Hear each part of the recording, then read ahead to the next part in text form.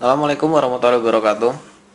Pada pertemuan kali ini kita akan membahas tentang package yang menggunakan overloading. Sebelumnya perkenalkan, nama saya Baharudin Subibowo dari kelas 2D3 ITA NP 2103121010 dengan dosen pembimbing saya Bapak Rengga Asmara Eskom OCA. Jadi kita akan bahas mengenai bus data praktikum 12.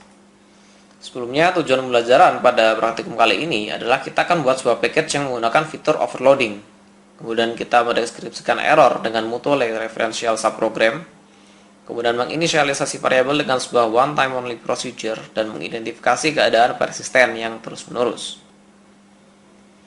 Pertama, kita akan membahas mengenai overloading. Jadi apa itu overloading? Jadi overloading ini memungkinkan untuk menggunakan nama yang sama untuk subprogram yang berbeda di dalam sebuah blok PLSQL. Sebuah subprogram atau sebuah package. Jadi namanya sama, tapi kita tak bisa menggunakan fungsinya sendiri-sendiri. Dan overloading ini membutuhkan parameter formal dari subprogram untuk membedakan antara angka, urutan, atau tipe datanya. Dan overloading memungkinkan untuk membangun dengan lebih fleksibel karena user atau aplikasi tidak dibatasi oleh tipe data yang spesifik atau angka atau parameter normal. Jadi dalam sebuah fungsi yang sama dapat memiliki parameter-parameter yang berbeda. Dan catatannya hanya subprogram lokal atau terpackage yang bisa di-overloaded. Subprogram yang berdiri sendiri tidak dapat di-overload. Contoh dari overloading. Jadi prosedur add depth ini ada dua, tapi parameternya beda. Nah, ini dapat digunakan. Jadi apabila kita hanya mengirimkan parameter pname, maka dia akan memanggil procedure yang parameternya sama, parameternya sesuai. Jadi pada procedure yang pertama, parameternya ada 3, ada department number, name, dan log. Dengan pada procedure yang kedua, parameternya ada name dan log. Apabila kita menggunakan 3 parameter, maka akan dipanggil prosedur yang atas. Apabila tidak, maka akan dipanggil parameter yang bawahnya. Kemudian ada lagi contoh mengenai overloading. Jadi di sini ada beberapa parameter yang dikirim. Pada prosedur yang pertama, add depth yang pertama, mengirimkan 3 parameter, sedangkan pada prosedur yang kedua menggunakan 2 parameter. Namanya dapat sama, tapi yang diperhatikan adalah parameternya tidak boleh sama atau tidak boleh memiliki tipe data yang sama dengan jumlah yang sama. Kebanyakan fungsi bawaan adalah overloaded. Contohnya pada fungsi toChar pada package standar.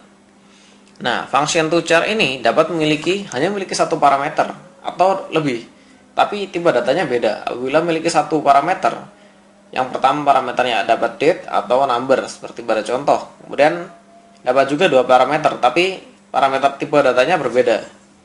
Jika sebuah subprogram bawaan dideklarasikan kembali dalam sebuah program PLSQL, maka deklarasi lokal ini akan mengoverride deklarasi globalnya. Jadi apabila subprogram membuat sebuah override sendiri, maka yang atasnya itu tidak digunakan. Kemudian kita juga dapat menggunakan forward declaration. Nah, sebagai contoh seperti ini. Procedure calculation rating. Dan di bawahnya ada calculation rating juga. Nah, ini hampir sama seperti konstruktor forward declaration. Nah, kita dapat membuat sebuah prosedur hanya 1 kali. Ini sebagai contohnya. Kemudian batasan-batasan pada penggunaan package function dalam SQL. Jadi sebuah function itu dipanggil dari sebuah query atau statement DML tidak dapat mengakhiri transaksi yang sedang berlangsung seperti create atau rollback ke dalam sebuah save point atau alter terhadap sistem atau session.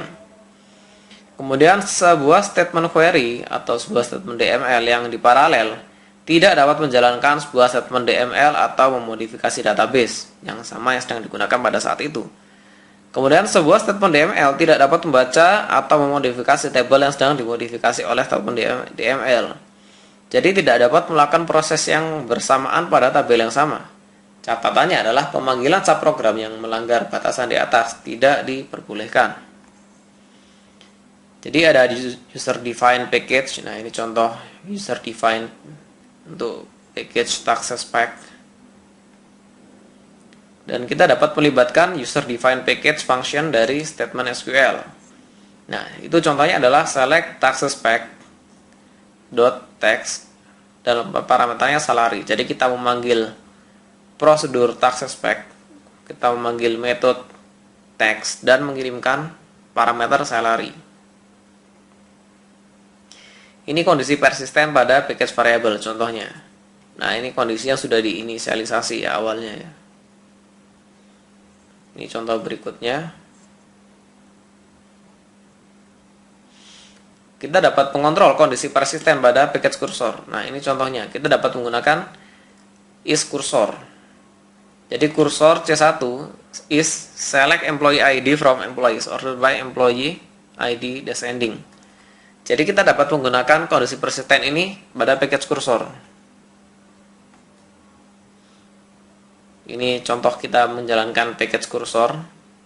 Jadi set server output on agar kita dapat melihat hasilnya. Ini table PLSQL dan record dalam sebuah package. Jadi PLSQL juga dapat digabungkan pada sebuah package. Maksudnya recordnya juga dapat. Nah, ini adalah ringkasan dari praktikum yang sudah kita pelajari sebelumnya.